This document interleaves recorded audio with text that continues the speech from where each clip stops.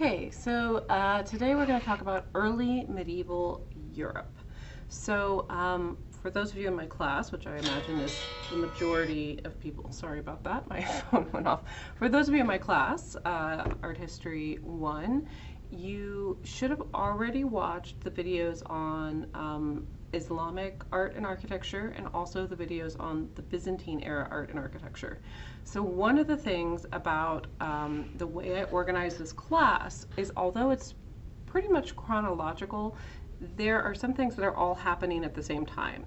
So this lecture, the Early Medieval Europe lecture, overlaps with what's going on in the Byzantine and in the Islamic art and architecture, because it's all the same kind of time period and mostly in Europe, but it's just showing the different aspects of what's going on. So technically all of those lectures are kind of part of the Middle Ages, part of medieval Europe, just from different cultural perspectives, okay?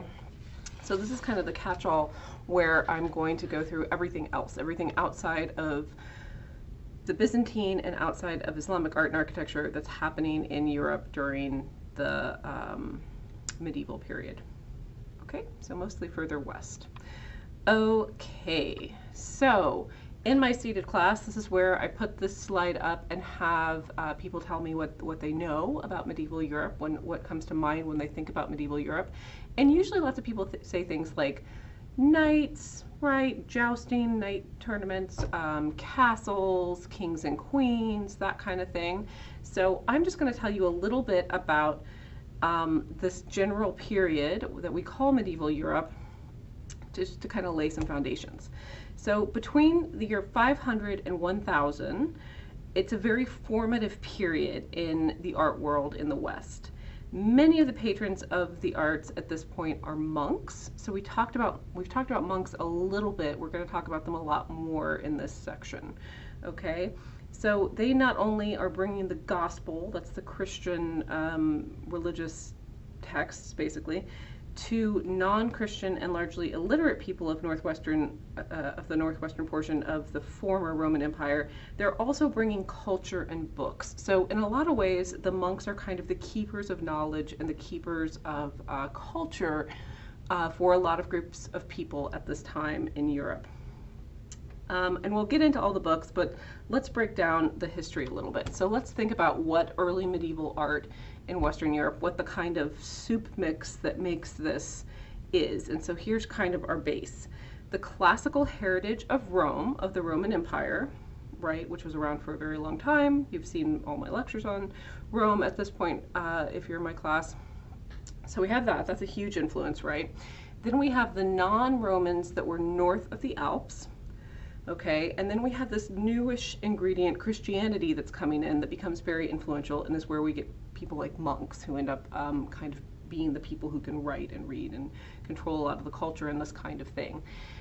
So these are the three things that are the big influences behind early medieval art in Western Europe. And so one thing to keep in mind about the classical heritage related to Rome is that Rome had a pretty dim view of everyone who wasn't Roman. So they kind of thought of everyone outside of the borders of their empire as barbarians. This includes the Huns, the Vandals, the Morovians, the Celts, the Franks, the Goths, the Visigoths, the Vikings, the Ostrogoths, the Anglo-Saxons, the Hiberno Saxons, the Lombards. Kind of all of these groups of people were just sort of dismissed by the Romans as barbarians. And we're going to look at more closely at a lot of the work and that was being produced by these groups of people and show that they're not barbarians. That's not really a very good word. Okay, so let's look at what's happening in Europe outside of the Byzantine and outside of Islam. So there's a couple of big groups of people that we're going to talk about, and I'm going to break them down further, but here's some general kind of highlights from these groups that are related to each other. So we have the Morovians and the Anglo-Saxons. In high school, they used to make you read a translated version of Beowulf. I don't know if they still do, but Beowulf is an epic poem, okay, that's kind of like the Odyssey, right? We've talked about the Odyssey and the Iliad when we were talking about prehistoric Aegean and the ancient Greece and Rome, which those stories were very important to all of those groups, right? So Beowulf's an epic poem, and from it we learn a lot about the culture of these people, okay? It tells us a lot of the funerary rites and things like that. So it's an important piece of literature from this time period. We've seen a lot of items in the Byzantine particularly that are very decadent and beautiful and are used for worship, right? A lot of them are in churches. We also have icons. Those are the little like gilt and painted personal devotional items. Sometimes they're also carved out of ivory. So in the Morovian and Anglo-Saxon cultures, there's bejeweled personal items that aren't religious in nature, that are just beautiful for personal use and don't have anything to do with religion. We see a lot of these really intricate interlace patterns, okay? We see some of these interlace patterns are intertwined animals, so they're sort of elongated and intertwined animals. And we see a lot of the use of the technique called cloisonne. So we'll talk about all these things later.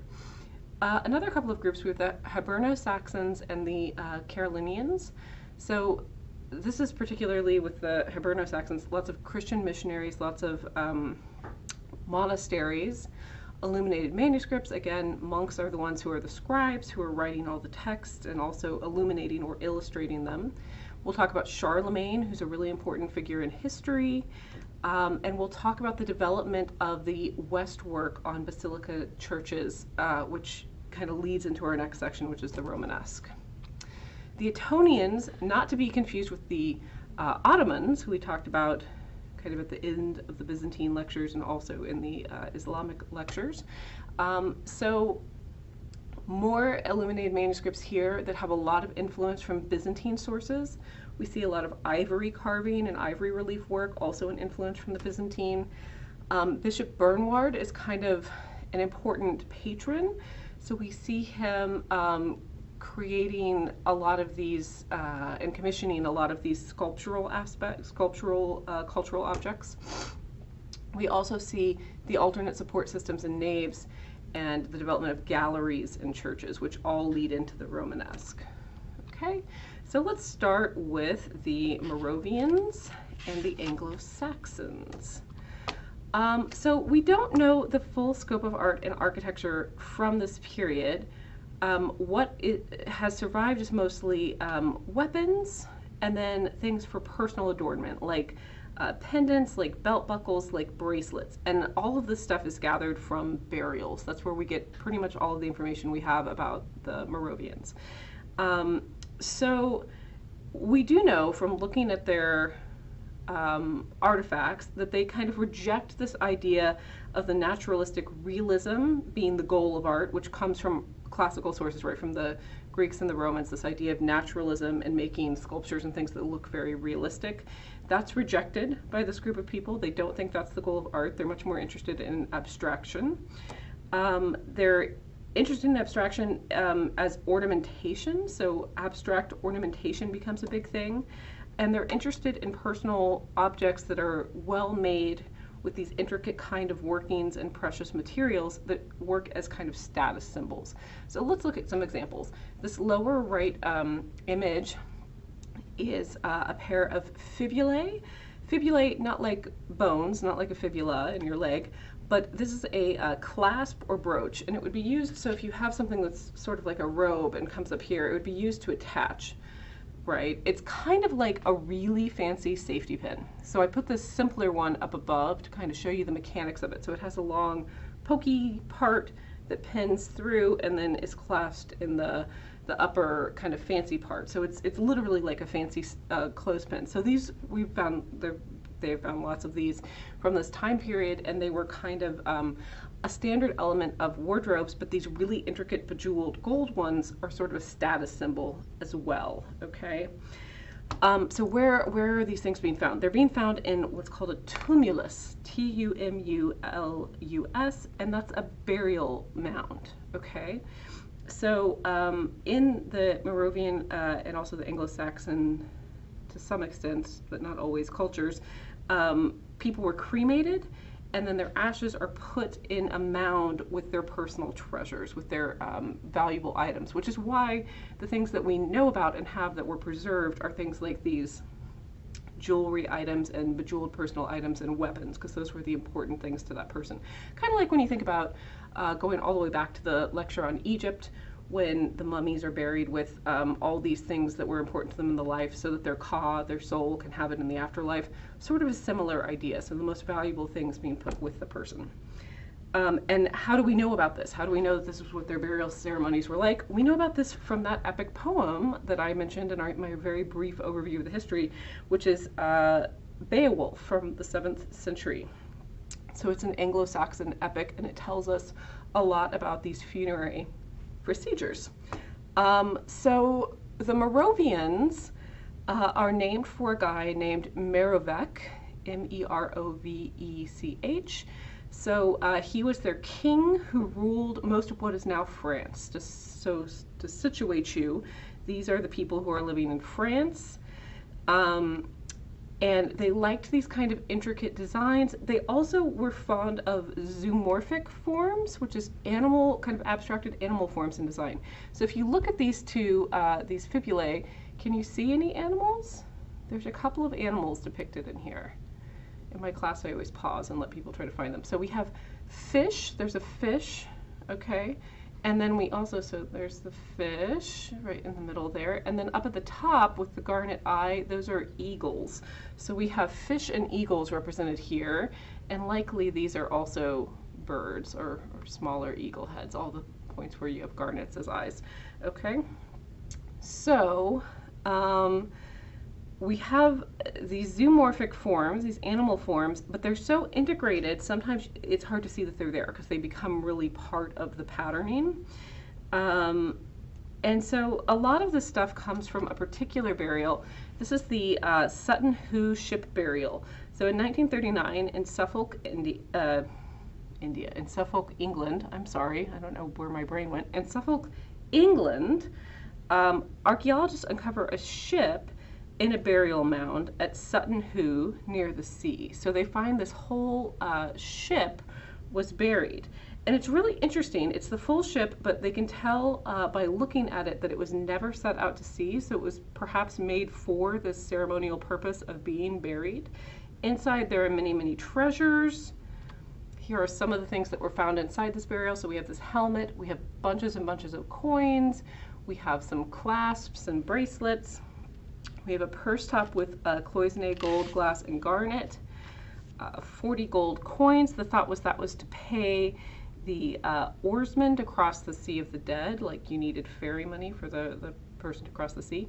There were silver bowls. There was a silver tray with royal Byzantine seal of Anastasius I, so something that was likely pillaged or stolen during a conflict with the Byzantines. There's a belt buckle. There were 2 silver spoons with Salos and Paulos, which allude to the conversion to Christianity, because like the Saul turning to Paul in the Bible, that story. So the saint's name before and after the baptism. So there's something showing kind of this early Christian kind of story. So the thought is that the person buried here might be the East Anglian king Riedwald, who was around from 599 to 625. That's when he ruled. He was baptized before his death, so we know this about him. So since there's some kind of Christian-leaning artifacts in here, that's the thought that this might be who's buried here. Anastasius I was emperor from 491 to 518. So if this tray was stolen during battle or obtained during trade, it may not be this king, or maybe it's an artifact that was stolen that's from a different time. It's hard to tell. So the identification of this person is not certain, but there's certainly a lot of interesting treasures. This is one of my favorite pieces from the Sutton Hoo burial. So this is a purse cover. And it's 4 symmetrically arranged groups of figures that you can see in the image here. And in the sagas of the time, heroes conquered monsters. So it's kind of men fighting beasts. So we have these on either side here. We have kind of a man form in the middle with these beasts attacking, and they're all kind of interlaced to create some of that interlaced pattern. In the center groups, we have these eagles attacking ducks, which is kind of interesting. it looks like abstract designs, right? When you look at all the little intricate cloisonné work making all this interlace, but they're very carefully fitted together. And you can look at the beaks and how they connect and relate. Abstract interlace designs, some have writing in the designs. When we think back to when we were looking at the dome, something in the Islamic art, a lot of that kind of interacting interlace was in writing. Here, instead of writing, we have animals kind of intertwined in there. So it's not a written language, but it's this very intricate kind of interlooping thing that sort of looks like some of the work that we see that we saw when we were looking at the mosaic and work in Islamic art and architecture. So this idea, these abstract interlaced designs with animals incorporated, is a big theme in the early medieval European world, and you'll see it in manuscripts as well. We'll look at it in manuscripts also. So this idea of a ship burial is not singular to this one location. Vikings and Anglo-Saxons are sometimes buried in mounds. Sometimes they're set adrift in the ocean in ships. Sometimes they're buried, sometimes a combination of these things. So Sutton Who is one of these big ones we find. There's another one that's found in 1904, so a little earlier, in Osberg, Norway. So that's the west coast of Oslo in a fjord. A fjord is, I really associate fjords with Norway. It's sort of a cove that goes into the sea, but very, very steep, kind of almost like a valley that goes into the sea between cliffs. So in this burial at Osberg, there are 2 women, 14 horses, 3 dogs, and an ox, 4 carved posts with animal heads. It's a 30-rower ship with a 28-foot tall mast, and it may have been some kind of pleasure yacht of a woman of high status. All along the border are interlaced animals, and has a stylized sea serpent head. So we see that this is something that is common in Northern Europe throughout this time period. Okay, so that brings me to Vikings. So let's talk about these Vikings, like from this burial up in Norway. So when we think about Vikings, they land in the British Isles in 793, and we have recorded information about that because there were monks and people there who were recording what was happening. So who were the Vikings? They're pre-Christian traders and pirates. They come from Scandinavia, so Norway, Sweden, and Denmark. They're named for the Viks, V-I-K-S. Viks that's a word for coves, so they come into the coves with their ships, so they're called Vikings, right? And Viks is the coves of the Norwegian shoreline. So they destroyed the monastery at Lindisfarne Island, which we're going to look at Lindisfarne in a minute, the northeast coast of England. They're also, in addition to being called Vikings, called Norsemen, and Norsemen breaks down to Northmen, so men who come from the north. They attack lots of monasteries all over the English and Scottish coast, including Jarrow, including Iona Island, and they really like attacking monasteries. And in my Siege class, I always ask why that would be. And the reason, there's a couple of reasons. One, these are the kind of, not the like Shaolin fighting monks, these are like monks who are the little guys in robes who are quiet and chaste and pray and transcribe manuscripts and garden all day, not fighters, okay? So they don't have much of a defense system, basically. So they're easy to fight and take on. 2, they have lots of nice things, right? They have all these valuable books, they have these valuable Christian artifacts and things. So there's lots of valuable things there, and the people there are not fighters. So Vikings really liked to attack monasteries. So the Vikings kind of terrorized the Western Europe until the 11th century.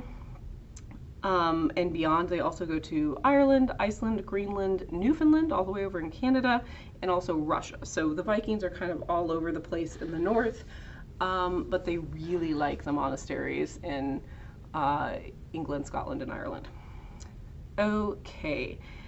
They colonize where they strike, so they don't just like hit something and leave. They leave people there to like build little posts where they can check back in and come back later.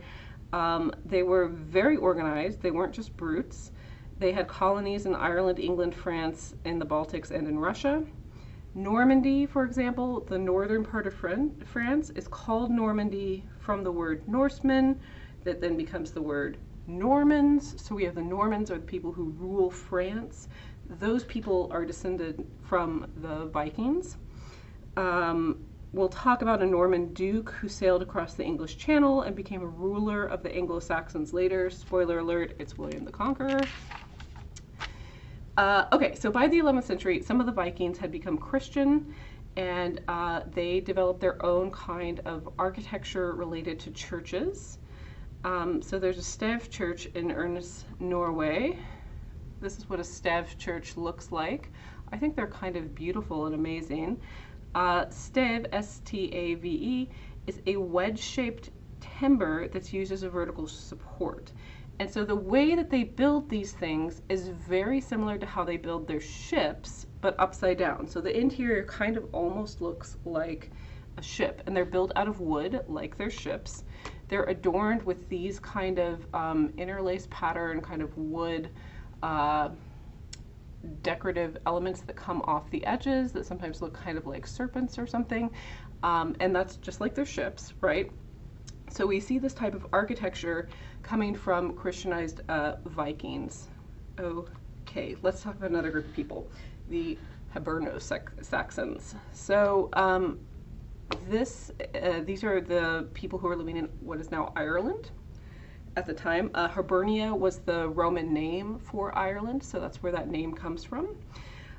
There are lots of monasteries here at this time. So at the same time, Christian missionaries create monasteries in Northern Europe, sponsoring art with a Christian context. And so we start seeing a lot of artwork being produced by monasteries to kind of help spread this message of Christianity and convert people. Remember, at this time, most people are illiterate, so having artwork that's narrative and didactic that depicts what's happening in the Gospels and things is important at this time. So in Ireland, we have a group of people called the Celts, not the Celts. I know in America we have that football or basketball team called the Celtics. It's Celtic is the way that you say that word, C-E-L-T-I-C, Celtic, Celts. If you have a Celtic tattoo, that comes from the people who lived in Ireland pre-Christianity. So monks tend to like to be isolated. They like to isolate themselves away from worldly temptations. So we have places like this. So this is St. Columba of Iona. It's on an island. The monks like islands because they're really isolated and away from worldly temptations there.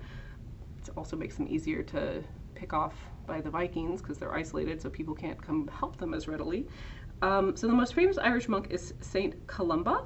St. Columba sets up a monastery at Iona, and this becomes a major artistic center, okay? So in these monasteries, this is where we get the illuminated Christian books of monks, and they have vast libraries where they keep these books. They also have what's called a scriptoria. A scriptoria is the area where they would do all of this transcribing, all of this writing, because all books have to be reproduced by hand at this point, right? So the scriptoria is where they write. It's kind of awe-inducing, all of these beautiful handwritten books, hand-illustrated books, and this was sort of awe-inspiring to the illiterate people of what's now the United Kingdom and Ireland to see these artifacts, these books. It was kind of amazing. It was almost like a superpower. Okay, so let's look at some examples of this. Here's the Book of Doro. So when we look at these illuminated manuscripts, there are a couple of things that you see a lot of. So one of those is that we have pages like the one on the right, which are fully embellished pages that have no text or very little text. Those are called carpet pages, okay? So that's kind of a chapter break, basically, a page break, where we have just these purely decorative pages. And a lot of times they feature really intricate interlaced patterns like this one. The other thing is in the Gospels, so in the Christian Bible, in the New Testament, the first 4 books are the Gospels, and that's Matthew, Mark, John, and Luke. And remember, illiterate people, so to help identify these books, each of those evangelists, the writers of the text, Matthew, Mark, John, and Luke, have a symbol. Okay, so Matthew's symbol is a man. This is the book of Matthew, the beginning of the book of Matthew. We have a man, and that's to symbolize the human ancestry of Christ. Then for Mark, we have a lion, and this represents the loud voice calling in the wilderness. All of these come from specific lines within the gospel in each of these books. John is the eagle. It's the soaring style of the writing because John has this very poetic kind of way of writing. It's also the longest of the 4 books. And then Luke is the ox because we have a description of a priest sacrificing an ox in Luke that isn't in the other gospels. So the 4 gospels tell the same kind of stories. They're all about the life of Christ. But they're slightly different from each other. Some of them have some stories that the others don't have. Some of them have more details in places, things like this. So the symbols of the evangelists come from the text and that kind of some distinctive element of that text. So when you see a lion, though I think this lion looks a little bit like a baboon, that is Mark. When you see an eagle, it's John. When you see an ox, which again, I don't know if this person who made this has ever seen an ox, that is Luke.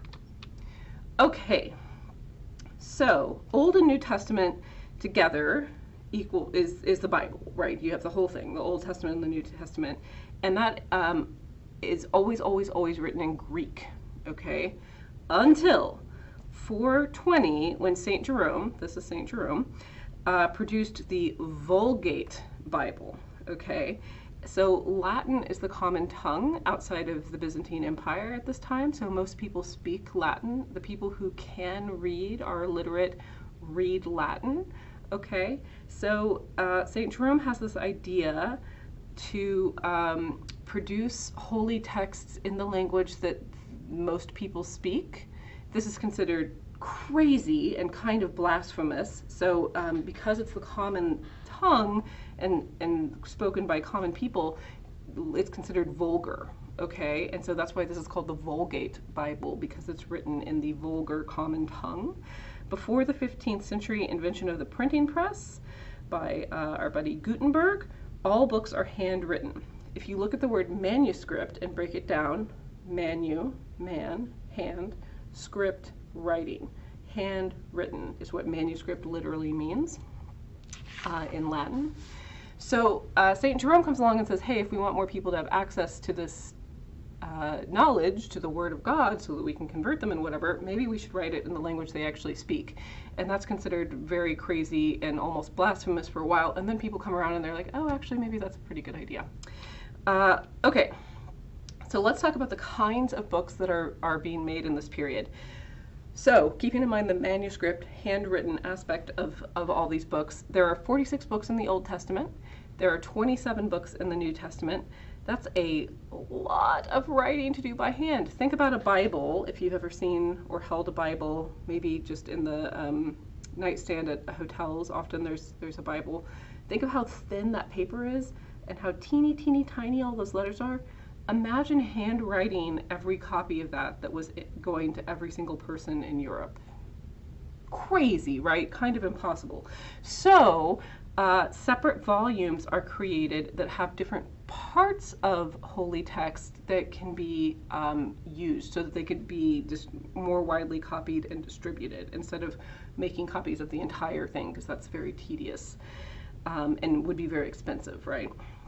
So one of the kinds of books that are made is the Pentateuch. So this is the first 5 books of the Old Testament. It's also known as the Torah in Jewish traditions. So sometimes, though, for the Pentateuch, it's the first 5 books of the Old Testament, and also the 4 Gospels get kind of put in with it sometimes. So it's kind of like the greatest hits of both in some ways.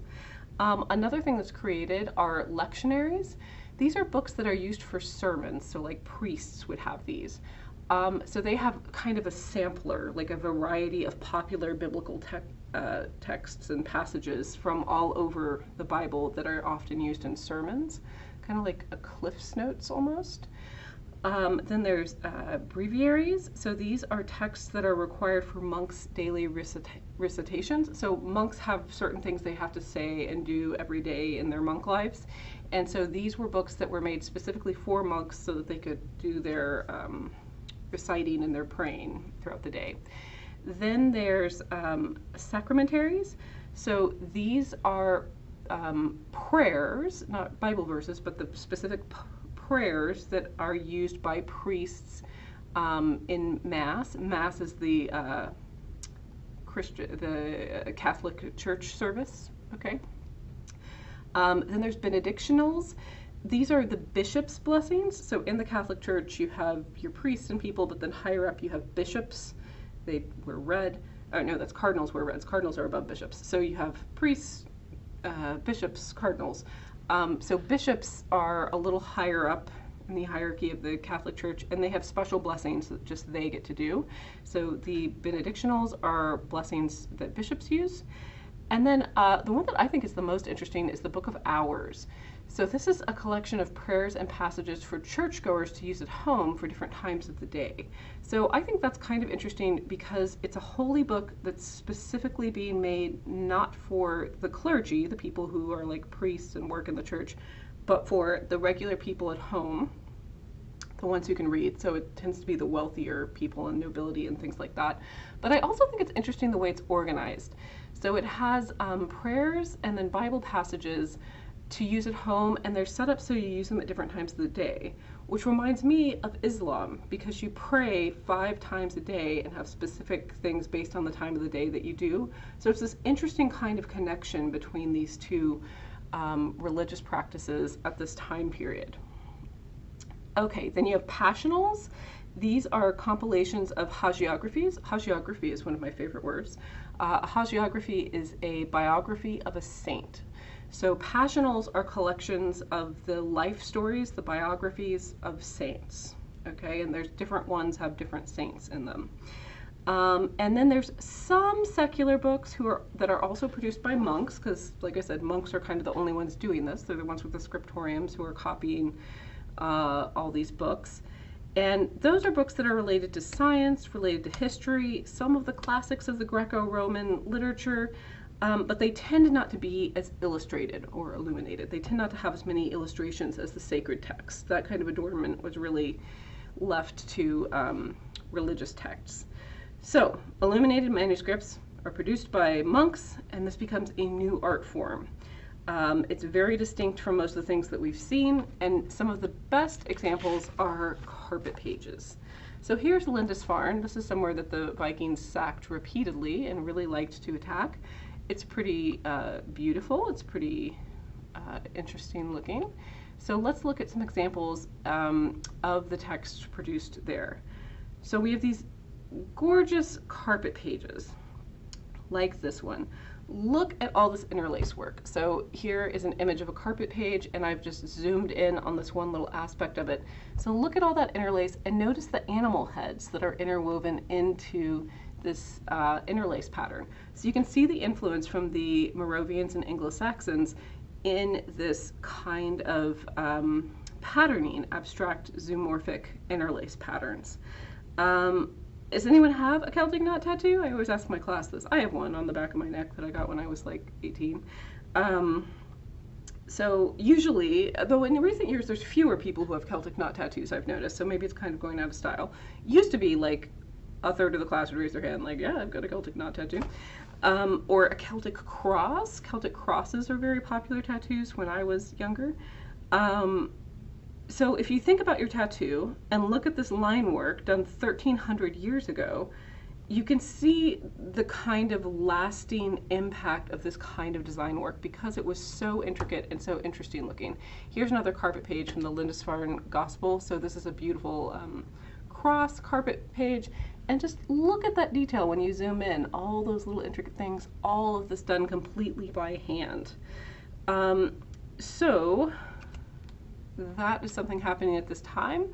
Another kind of standard page that you see in most illuminated manuscripts from this time is called the Colophone.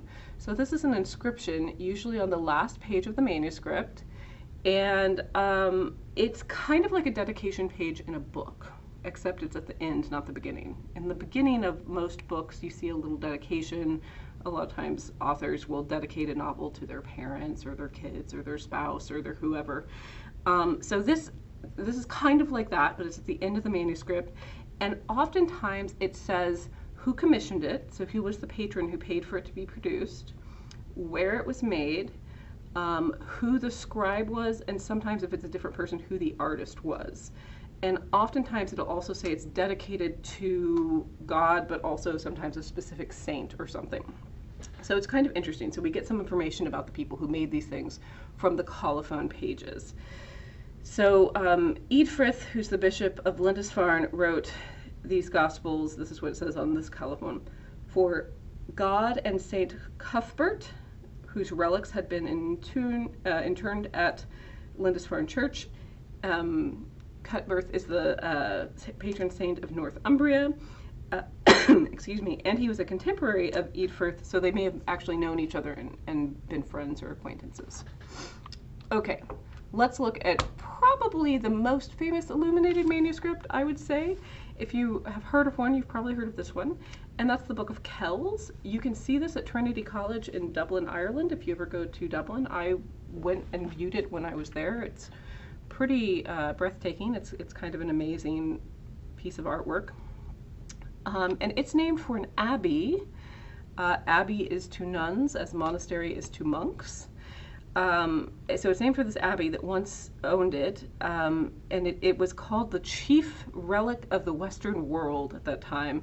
It's kept in an elaborate metalwork box called a reliquary. A reliquary is a vessel where you keep holy things like the bones of saints or really holy texts or things like this. So let's take a look at this. So this is the enthroned Christ. Look at all that delicate, intricate work there. And then this is the most famous page from the Book of Kells. This is the Chi-Rho page. So remember when I was talking about the pre-Byzantine era, and I was talking about the Chi-Rho being the first two letters in the word Christ, and so that kind of became a symbol. The Chi looks like an X, and the Rho kind of looks like a P intersecting it. So this becomes a symbol of Christ. So this is the Chi-Rho page. So these would have been the first couple of letters leading into one of the Gospels talking about Christ. So I think it's the first page of the book of Matthew. Okay. And so we have the Chi, that's up, it's very abstract, but it's this X shape where it kind of looks, three of the sides of the X are around the same size and kind of curl around, and then one is longer. And then you go down to the Rho, which is kind of cruciform and then curls around. And at the end of the Rho is a man's head. So if you kind of zoom in there, you can see that it's a man's head. That man is the symbol for Matthew, because this is the opening page of the book of Matthew in the book of Kells. And you can just look, this is zoomed in on that top part of the area kind of between two of the arms of the Chi, and look at those little teeny tiny details. Here are a couple more. So this is just a kind of different colored saturation to show you some of the detail work a little better. And look at this. I mean, just kind of unbelievably detailed, beautiful work being done, super labor intensive. Okay, so in the Hiberno Saxon tradition, which is Ireland, we've been looking at Ireland in this section, we've pretty much just talked about manuscripts, right? And so those are small portable things, but there are also another prominent art form at this time are high crosses. High crosses are sculptural. Some of them are more than 20 feet high, so think about that. The standing stones, if you think all the way back to first lecture when we were talking about the Neolithic, the standing stones at Stonehenge are 17 feet tall. So just to put you on scale here, some of these are 20 feet tall, so taller than the stones at Stonehenge. They're often in burial grounds of monasteries. They're freestanding, meaning you can walk all the way around them. They're in the round. They're not attached to a building. They tend to have this circle that connects between the arms of the cross. The ends of the cross tend to be squared off, okay? And there's relief scenes that usually depict the crucifixion of Christ or the Last Judgment. Those are the most common depictions. This one is showing the Last Judgment. So these kind of massive sculptural forms, which are called high crosses, are all over Ireland, and they're also a prominent sculptural form at the time. Okay, let's talk about some other groups of people. So the Visigoths and the Mozarabic art. Okay, so the Romans never rule Ireland, but they do rule Spain. And in Spain, the Romans bring roads to the Iberian Peninsula. Remember, the Iberian Peninsula is Spain and Portugal, okay, that little front peninsula on Europe. The Romans also build aqueducts, they also build amphitheaters, they also build temples, they also build fora, that's the plural of forums, right? We know that there was a lot of mutual influence because we have the two emperors of the Roman Empire who came from Spain, that's Trajan and Hadrian. Remember Hadrian, who made beards popular again? So the Romans were ruling in Spain. Then it falls to German invaders who are called the Visigoths. So we're going to talk about the Visigoths a little bit. And they were Christians, okay? So they come in and conquer Rome, and they're Christians, so they build churches. The Visigoth king at this time is Rhysyswynth. So Rhysyswynth is pretty famous. He's around 649 to 672, and he builds this structure. He builds this church called San Juan Bautista, and it's a thank you for a cure. So he believes God, Christ cured him, so he builds this church as a thank you. He's cured of a disease when he's baptized. So San Juan Bautista, what does that mean? St. John the Baptist, right? So we have St. John the Evangelist, who wrote one of the Gospels, and then we have St. John the Baptist, who's another really popular figure and has many churches dedicated to him throughout Europe.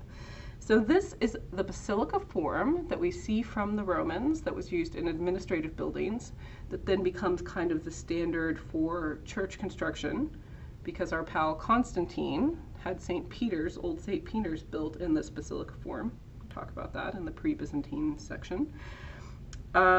It has multiple apses, so multiple rounded parts on the end. And it also uses horseshoe arches, which is pretty interesting. You can see the shape of these arches kind of goes inward at the very bottom a little bit, so it looks kind of like a horseshoe instead of just being straight on the sides, right? It rounds out like that.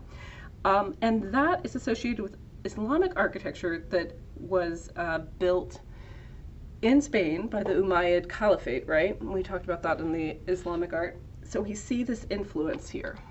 Tabarra, that's supposed to have an accent on the first A.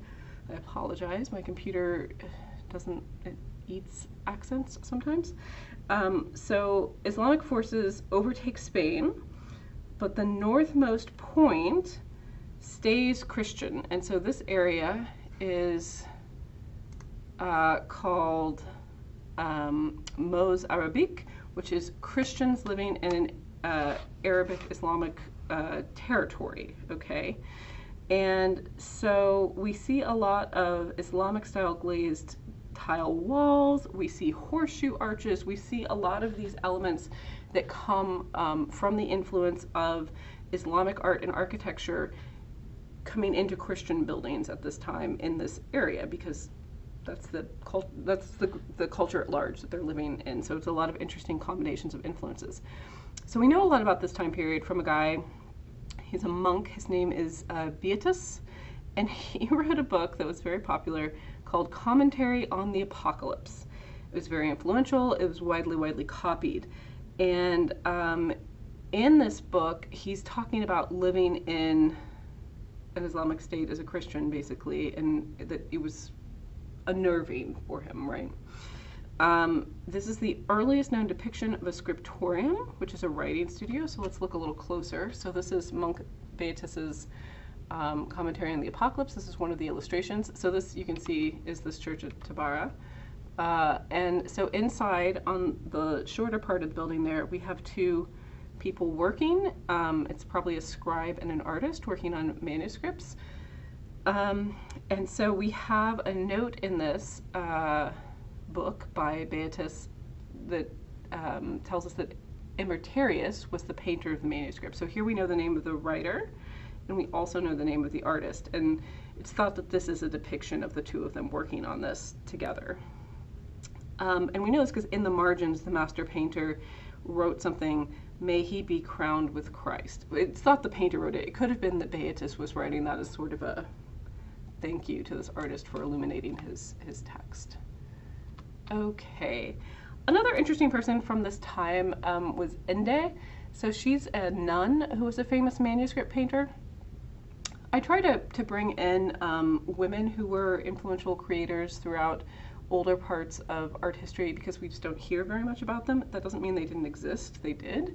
And this is a woman whose name we know, who was quite famous and quite prolific. Prolific meaning she made lots and lots of work. So she did a lot of the paintings and a lot of manuscripts coming out of Mozambique, Spain at this time. Okay. I'm going through each of these pretty quickly because I'm trying to just kind of establish here are all these other people that were doing things in Europe at this time. So let's talk about the Carolingian Empire. So here is an image for you. So this is basically the Carolingian Empire when Charlemagne takes over is depicted in blue, and then green is stuff that he takes over before he dies. And then we have tributary states that are kind of work with the Carolingians. So it's a very large empire. It's not as large as the Roman Empire. It's not as large as the Islamic Empire, and it's not as large as the Byzantine Empire. But when you look at it, it really is a lot of the very influential points in Europe. So when I ask people in my class, when you think of Europe, what do you say? This semester in the seated class, several people said bizarre things like Finland and Belarus, which isn't normally what people say. Usually people say France or Germany or Italy, okay? So when I think of Europe, the first thing I think of is France. I don't know why, but I think of Paris, which is weird because I've lived in London and Florence, so you'd think I would think of England or Italy. But anyway, so France, Germany, Italy, a lot of the things that we think of when we think of Europe. So this is kind of the central kind of big chunk of Europe is this empire, and it's extremely influential. So let's talk about this little guy a little bit. So in the year 800 we have Charles the Great. He is also known as Charlemagne. He is also known as Carolus Magnus, which is where we get the name of the Carolingian Empire. It's named for Charlemagne because his Latin name is Carolus Magnus. He becomes a Roman Empire. He's crowned in St. Peter's in Rome, so in Constantine's old St. Peter's in Rome. He is crowned or coronated by the Pope. The Pope at this time is Leo III, and so he's kind of the first holy Christian Roman Empire because he's actually coronated, actually crowned by the Pope. Okay, so that's kind of a big deal. That's kind of a big precedent. So this is where we get the Holy Roman Empire, okay?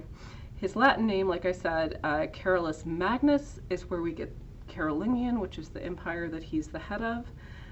He does a lot of really important things. He consolidates the Franks. Those are the different groups living in France. So we had the Normans, we had the Morovians. So he consolidates the Franks, and that all becomes part of his empire. He defeats the Lombards. Those are the people who are in Italy. And he on his seal it says Renovatio Imperii Romani, which means the renewal of the Roman Empire. So he really considered himself to be in the legacy of Octavian Augustus and Constantine and all those important emperors. He loved Theodoric, who was the first Germanic ruler of the Roman Empire in the West, and he's the one who made Christianity the only religion of the empire. So here are some different depictions of him. I like this one. I think it's quite funny. So he has a globe in his hand. That's the symbol of world domination. He's wearing robes, not armor, because though it's an equestrian statue, which in the grand tradition of like Marcus Aurelius and Constantine is to show that you're a leader going into battle on your horse. But he's wearing his robes to show that he's also a educated man and a cultural kind of leader. He's depicted as overly large compared to the horse here to show that he is very important. And this, again, this equestrian portrait kind of puts him in conversation with the great emperors before him. All right, so Charlemagne's official seal, like I said, has the phrase Renovatio Imperii Romani, renewal of the Roman Empire, on it. And with this, his official seal, and this being kind of his slogan, he also uses this technique that we have seen before with Augustus, with Hadrian, with Constantine, with the great emperors preceding him. He commissions a ton of imperial portraits, statues, and has them placed all over his empire. So when people are doing well and prosperous, they look and they see, oh yeah, I'm in the new renewed Roman Empire, and it's because of Charlemagne that we are doing so well. So kind of a propagandic technique, right? We've talked about this before. Taking a page from Constantine, he also moves his court to his home turf, which is Aachen, A-A-C-H-E-N. So it's not the capital being moved exactly, but his official home office is moved. So basically, he's kind of moving the capital like Constantine moved from Rome to Constantinople. So Charlemagne wants to have everything in Aachen, in what is now Germany, which is kind of where he's from. To Aachen, he invites all the best artists and all the best thinkers, basically, of Western Europe and Byzantium. So he wants to collect all these important cultural figures in his court. Among them is Alcuin. He's from Northumbria, and he was the cathedral school master at York.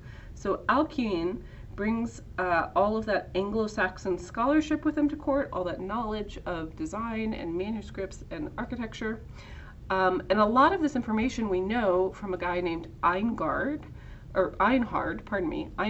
who was Charlemagne's biographer. Einhard says that Charlemagne zealously cultivated the liberal arts and held those who taught them in high esteem. So art is very important to him, culture is very important to him, and we can tell by some of the ways that he has himself depicted that this is the case. Charlemagne's fluent in Latin, Greek, Frankish, that was his native tongue. He studied mathematics and rhetoric. Despite all this, he never really learned to write properly, and he considered that to be a task best left to scribes, which also makes him value scribes even more.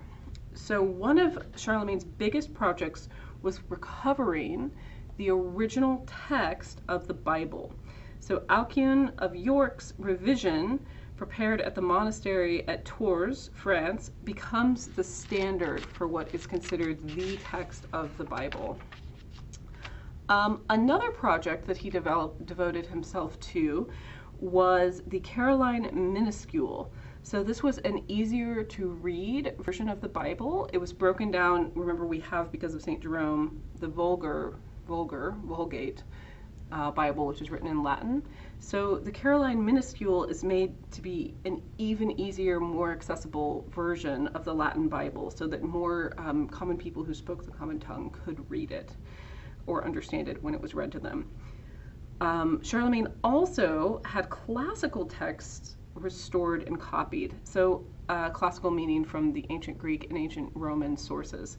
So the earliest known manuscripts of many Greek and Roman texts that we have are actually reproductions that were made by people in the Carolingian court. So the Carolingian copies are really why we have a lot of the famous Greek and Roman literature that we have today.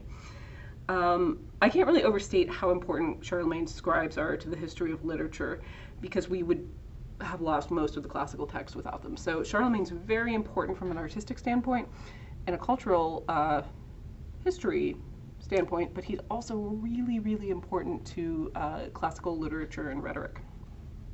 Okay, so let's look at some of these things. The Coronation Gospels are also sometimes called the Gospel Book of Charlemagne. And so he, as we've established, Charlemagne placed a high value on books. He thought they were very important, and he thought both sacred book texts like the Gospels and secular books like Greek and Roman literature, medicine, science, that kind of thing were also important. So he really preserved a lot of information. He restored and commissioned many, many, many books. That was the majority of his commissions were for books. So in this, it's produced for Charlemagne's court. And it's really interesting to look at the style here because it shows the legacy of classical art and how this kind of comes back and is revered in Charlemagne's court. So the Carolingian painter uses value, uses perspective, has the footwear and the clothing looks very classical. So we see a return to some of these ideas. We also have a landscape in the background, not just a person floating. So we definitely see the influence of all the cultural texts that they're and artworks that they're referencing.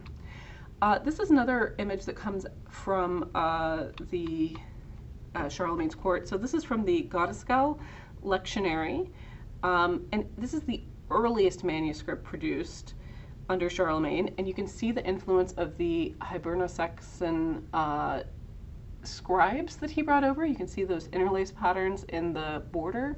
You can also see that this is an interest in this kind of younger looking but long-haired version of Christ, right? So some interest in the iconography of Christ. It's named for the scribe who produced it, which is Gottesgall. The Colophone says Gottesgall produced it for Charlemagne and Queen Hildegard upon their return from having their son Pepin baptized by Pope Hadrian I in Rome. And this is a lectionary, okay? And so it contains the 4 Gospels in the order priests read them throughout the year. It's printed on vellum, which has been dyed. The text is written in gold and silver, and images of the 4 Gospels and this one of Christ in royal purple in front of the heavenly Jerusalem are the main images in the text. Again, we see Christ as a long-haired youth here. And it's a hallmark of early Christian tradition, a style which is much imitated in the Carolingian court, is this late antique style where we have this younger depiction of Christ without the beard. This is consistent with Charlemagne's desire to revive the style of the Roman Empire under Constantine. So we see these influences from other places like the interlace pattern, but we also see a look back at the way Christ was depicted in that favored kind of depiction from Constantine's time, where we have him as the younger, like the shepherd depiction of Christ, right? Okay, so they bring, so this is the earliest one from the court, and then we see this different style that I showed you before that is more what I think of as the Carolingian style. So this brings a different stylistic approach. So if we look at this version of St. Matthew on the right, on my right here, of the Coronation Gospels, and then we compare it to a previous version of Matthew we saw in the book of Duro, look at all the differences between these two. The biggest overlying thing is in terms of the style. We're looking to Charlemagne's court, we're seeing a much more naturalistic style that refers back to that classical influence, right? So he's formed using color and modulation of light and shade, not just line, right? The Charlemagne Matthew. And we can see the defined drapery folds, emphasizing brushstrokes. The cross-legged chair, the lectern, and the toga are all familiar Roman accessories. So he's dressed and has furniture that's very Roman looking, looks like ancient Roman. And the shadows in the Greco-Roman author portraits look very much like this. So remember the portrait of Meander at Pompeii that we looked at? Very similar kind of depiction here. So definitely a callback to the legacy of classical art. Okay, then we have the Evo Gospels. So Archbishop Evo of Rennes, which is in France, commissioned these, and we have this really intense, frenetic kind of energy. So we have, this is the St. Matthew in the Evo Gospels. So we have that same classical illusionism, but it's merged with this linear style that is kind of a hallmark of the North. And if you take art history too, and we go into modernism and talk about German expressionism, it's really funny to me because I see a very direct kind of connection to this kind of work that was done there way earlier.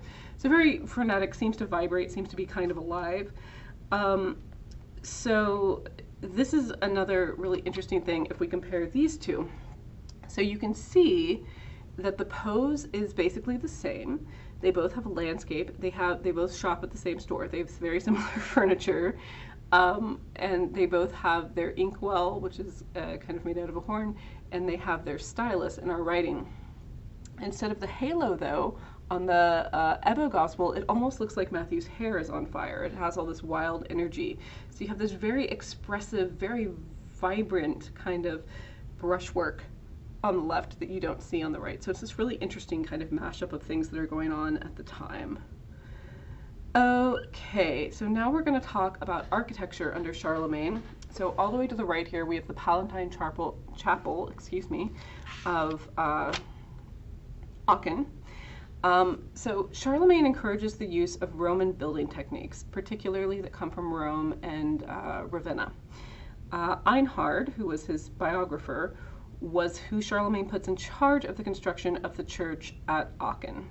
Remember, Aachen is his kind of home base up in what is now Germany. So the Palatine Chapel at Aachen has a very innovative design. We have two cylindrical towers, okay, and they have spiral staircases in them. They're flanking the entrance. This sort of foreshadows the development of West work that we see in the Romanesque, which we talk about next. We have the first vaulted medieval structure north of the Alps. So this is a nice little image that kind of breaks down a lot of what's happening in here. Charlemagne is buried in this chapel eventually. But you can see the structure. You see these spiral staircases, the twin towers that are in the front, that is kind of a forerunner of West work, which we're going to talk about a lot in the Romanesque and Gothic periods. The wolf store we're going to talk about. So, and then you can see some similarities here to things like Hagia Sophia. So we have a fenestrated dome shape at the top. We have also similarities to the Mezquita, the great mosque in Cordoba, where we have this alternating striped kind of patterning of marble. In the second tier, the lower tier of columns, those are made of porphyry, which is purple marble that's imported from Ravenna to just underline that connection to the architecture at Ravenna. We also, of course, have a partially round central plan kind of layout, like the San Vitale layout in Ravenna. It also calls back to the Holy Land, to the Holy Sepulchre in Jerusalem, with this kind of central plan that has a little bit of a nave out in front of it. Okay, so here it is from the outside, and you'll notice that the towers are not distinct. They're incorporated into the building, so we don't get that distinct look of the towers of Westwork until a little bit later, but this is sort of the ancestry of that. We have this massive geometric form. This is the interior, and it again is doing a lot of foreshadowing of the 11th and 12th century architecture in the Romanesque and early Gothic. The second story gallery up there you can see, and then above that the fenestrated barrel beneath the dome. You can also see some relationship to the kind of Islamic doming that's more geometric shaped instead of just being a regular kind of dome. Very intricate marble work. Okay, so that is the Palatine Chapel at Aachen. Okay, now we're going to go to Switzerland. We haven't done a lot in Switzerland. So we're going to talk a little bit about monks and the kinds of monks and these, what they do, what's different about them, this kind of thing. So we have the Benedictine order of monks is established in 529, and the Regula Sancti Benedicti rule becomes the standard for all Western monasteries. And basically what this rule says is that idleness is bad, okay? And so we have monasteries, and then we also have abbeys. The abbeys are under the rule of an abbot or an abbess, and their job is to ensure that monks or nuns spend every hour doing useful work or sacred reading. So the design of St. Gall Monastery, it was designed to be completely self-sufficient and away from the city and away from civilization, so that it could just operate on its own. So this is the layout. We have 2 water wells to churn grain. We have all these indoor and outdoor spaces for growing things. So everything is supposed to be totally self-sufficient in and of itself. I also just have to show you the library at St. Gall because it's one of the most beautiful libraries in the world. I think it's kind of incredible looking. So in St. Gall in Switzerland, we have an oratory at the center, which is our monastic church. We have cloisters, which is a colonnade where they could do meditative walking and contemplation. It's a colonnade around a courtyard. It's supposed to kind of look like heaven on earth. We have the widespread adoption of early Christian basilica church style rather than the domed Byzantine churches, and St. Gall also has this style. This is the plan. So it's a basilica with a transept, and the transept has equal width and height, which makes a perfectly square crossing in the center. The crossing square, which is that central place marked with a C on the plan, that becomes a unit of measurement. So the aisles are half as wide as the nave or half as wide as the crossing. The towers framing the end of the church, again, we see them off here in front. Those are, again, kind of a precursor to this idea of westwork, which becomes very important. Okay, so this is another abbey church. This is at Corvey, Germany.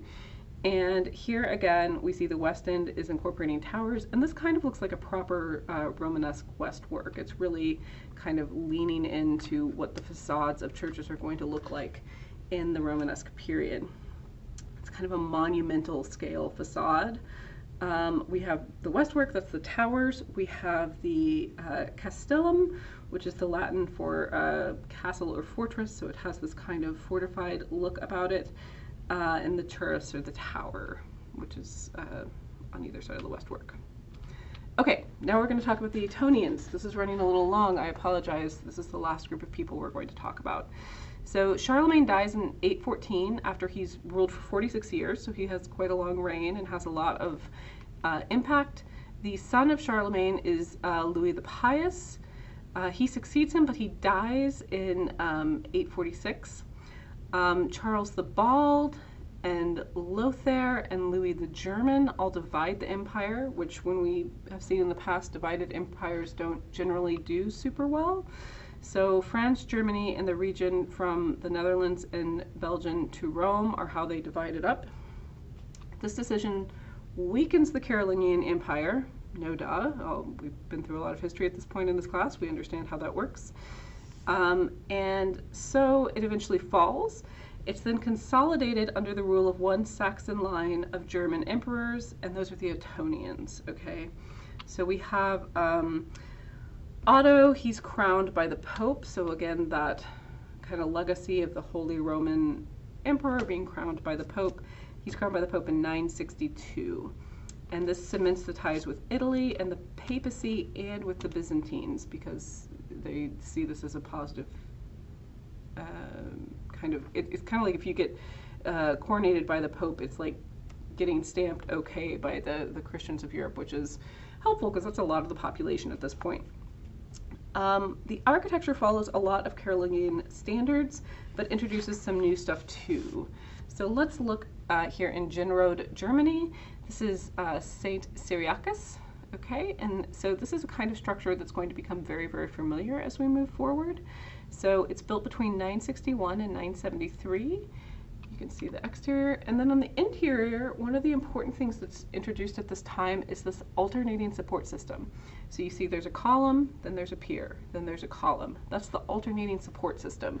So this is when it's first introduced, and this becomes quite a popular kind of standard look for the nave inside of these basilica style churches and cathedrals. Here's another one. This is St. Michael's at Hildesheim, Germany. You can see, again, we have the two towers in the front area there. The apse in the back that's rounded is added later. This is built in 1015.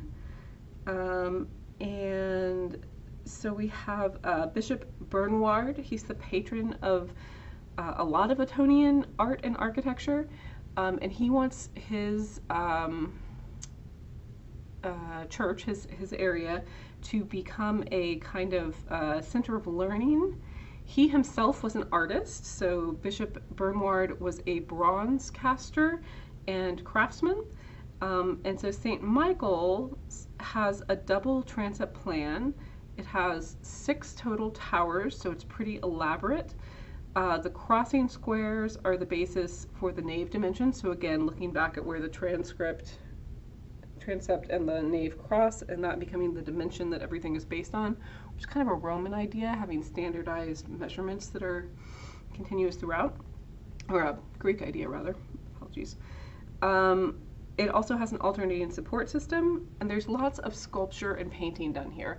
So this is a slightly different alternating support system. We see 2 columns, then a pier, then 2 columns, then a pier. So a little bit of an alteration. You also will notice the striped patterning, which calls back to the Umayyad Caliphate designs in Cordoba, Spain, that we looked at when we were talking about Islamic art. Okay, so let's look. Oh, and then the ceiling is very elaborately painted in a style that reminds me, it kind of looks forward to what stained glass is going to look like when we get into the later Romanesque and the Gothic periods. Okay, the other important thing here are these doors. So these doors are commissioned by Bishop Bernward, and they are 15 feet 5 inches high. So those are very tall doors. These are very large doors. Each door was cast in a single piece. I don't know if any of you have ever done casting, but casting something that size in a single piece blows my mind, especially this early. That's absolutely bonkers crazy, and these things were very, very, very heavy. The left door shows us the Genesis, the creation of Eve to the murder of Abel. The right door shows us the life of Christ, the Annunciation, where Mary's told she's going to give birth to the Son of God, all the way to Noli Me Tangere, which is when Christ appears to Mary Magdalene after he is resurrected, which means don't touch me, Noli Me Tangere, because he has not gone up to his Father. It's in the book of John. Anyway, so together, the story of these 2 doors show the story of original sin on the left, and then on the right, they show kind of the ultimate redemption. So the fall of Adam and Eve, the crucifixion to the Savior of man. Okay, so they tell this kind of story. Okay, the Magdeburg ivories are these incredible pieces of art. They were made for an altar in Magdeburg Cathedral, and there used to be 50 of these, and now there's only 16 of them because at some point some idiot cut them all apart and sold them all over the place, so many of them are lost to history, which makes me sad. But there's 16 of them that still exist today. They're narrative relief sculptures. So the relics of St. Maurice, who was a Christian army commander in Africa, that the Romans executed in Gaul because he refused to sacrifice to the old gods. So this church was built to hold the relics of the saint. Otto the First, so the first of the Etonians, who are the rulers now, the Holy Roman Empire rulers, he had the bones of St. Maurice moved from France to Germany and secured in this church. One of the ivories depicts Otto presenting the church to Christ. That's this one. So we have Otto on the side here presenting the church to Christ enthroned. Here are just some other examples of the ivories that still exist. So a lot of them are, to our knowledge, they're scenes from Christ's life, and a lot of them are the miracles that he does. So we have Peter finding the tribute money in a fish, Christ healing a man possessed by demons, Christ resurrecting a youth.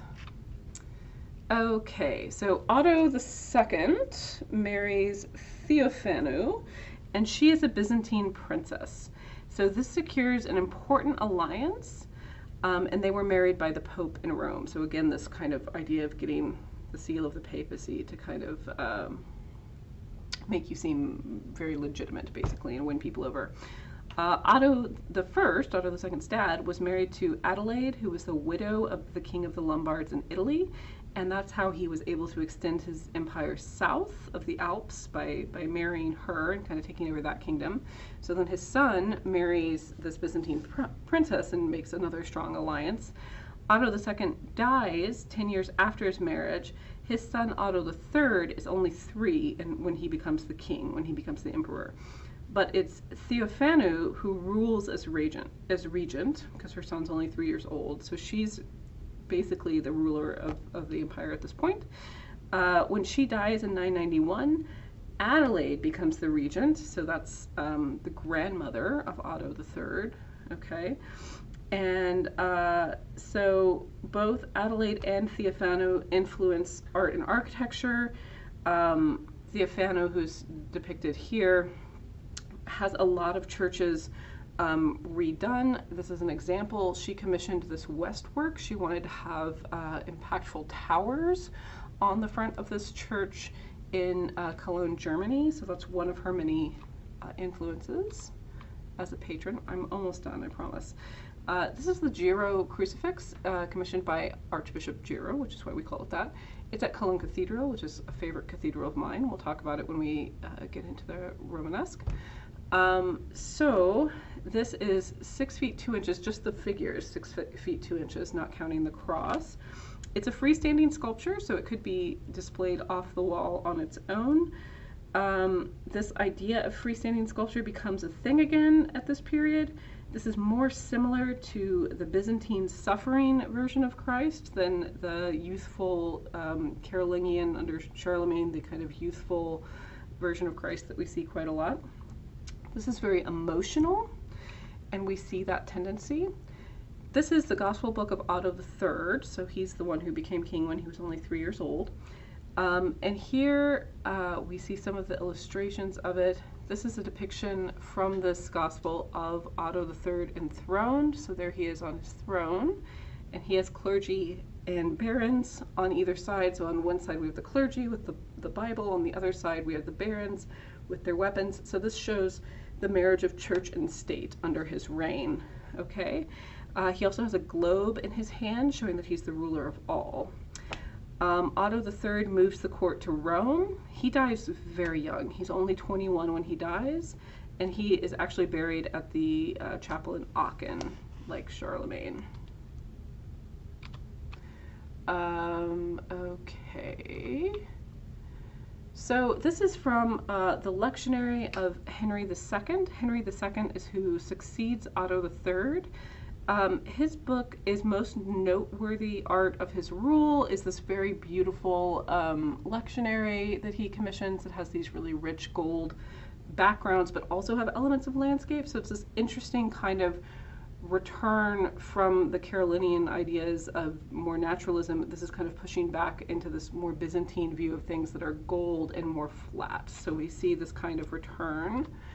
And then lastly, we'll look at this book called the Uta Codex. Uta was an abbess of Niedermünster, and she was she wrote manuscripts and she also illustrated them. And this illustration shows her presenting her codex to Mary. So this is her at the bottom presenting her codex.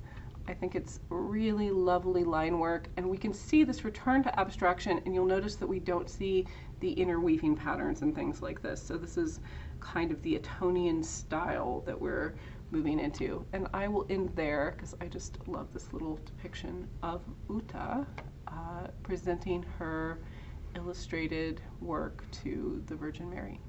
Okay, next we'll talk about the Romanesque.